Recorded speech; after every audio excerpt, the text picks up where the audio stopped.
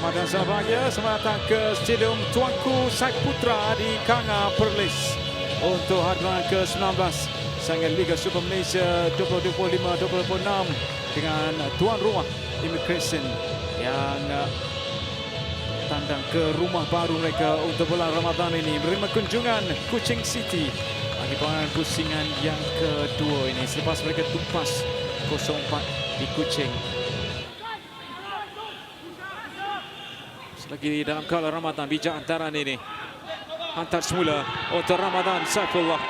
Mencuba dengan kaki kirinya.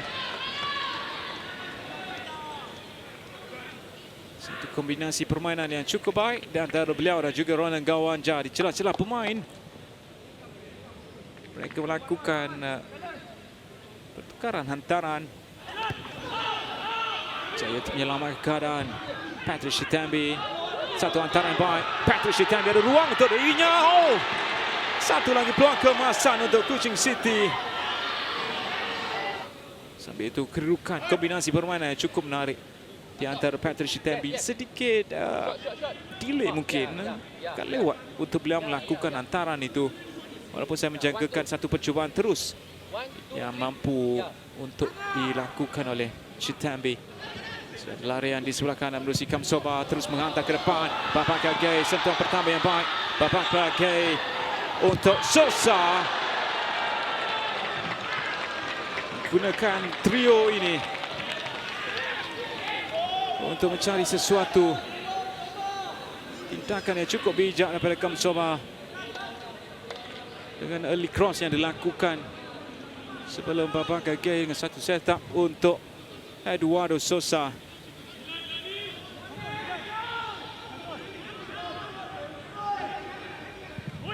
Perdana Asri.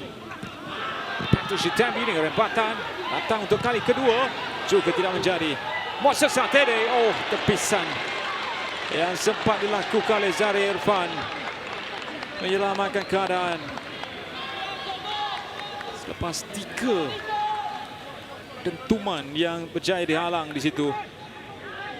2 daripada Patrick Shitambi. Yang ketiga ini barulah ada lencongan yang sedikit bijak daripada Moses Satede. Bijak di situ. Oh, percubaan. Satu acan yang baik. Satu rempatan yang dilepaskan oleh Satede. Sedikit meninggi pula percubaan kali yang kedua.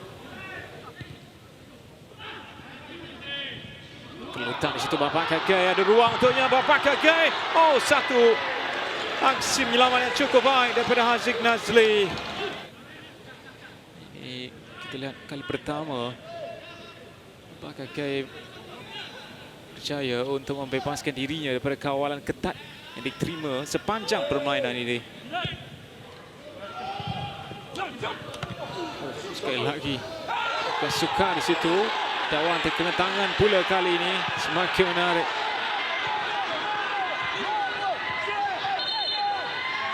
Oh. Sudah membabitkan Bapak Gay.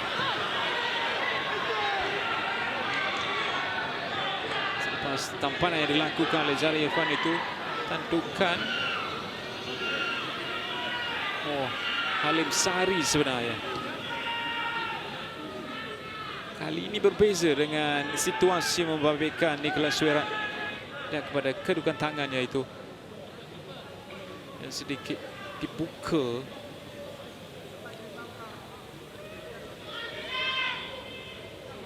Dan ia tepat mengenai tangan kirinya. Jika penalti, adakah ia akan dihukum dengan layangan kad kuning kedua juga? Ya, benar sekali. Dan lebih menarik, apakah hukuman untuk Halim? Beliau sudah memiliki kad kuning pertama dari Ronan Gawanja. Untuk sepakan penalti yang berjaya disudahkan. Dan akhirnya kita melihat kedudukan yang berubah di Kanga ini. Apabila Ronan Gawanja cukup tenang dan cukup klinikal untuk menyudahkan sepakan penalti yang ketiganya musim ini. Dan ketiga-tiganya berjaya disudahkan dalam bentuk jaringan. Jaringan ke-11 juga untuk Ronald Gawanja. Eduardo Sosa untuk Wilmar Jordan. Lepatan dilepaskan. Dang yang baik daripada Haziq. Namun belum lagi. Eduardo Sosa datang. Bola yang sudah pun kena tangan. Haziq Nazli yang menyelamatkan keadaan dengan tangan, gunakan badannya. Lihat tempatan deras seperti itu. Dan ia dihalang oleh Haziq dengan menggunakan badannya. Jadi tiupan whistle panjang daripada Afzal Hilmi dengan satu-satunya jaringan yang terhasil menerusi sepakan penalti yang disempurnakan oleh Ronald Gawanja pada minit ke-85 yang menjadi pemisah kepada kedua pasukan di Stadium Tuanku Saiputra di Kangai ini. Dari tamat aksi di Stadium Tuanku Saiputra di Kangai ini dengan imigresen 0, Kuching City 1.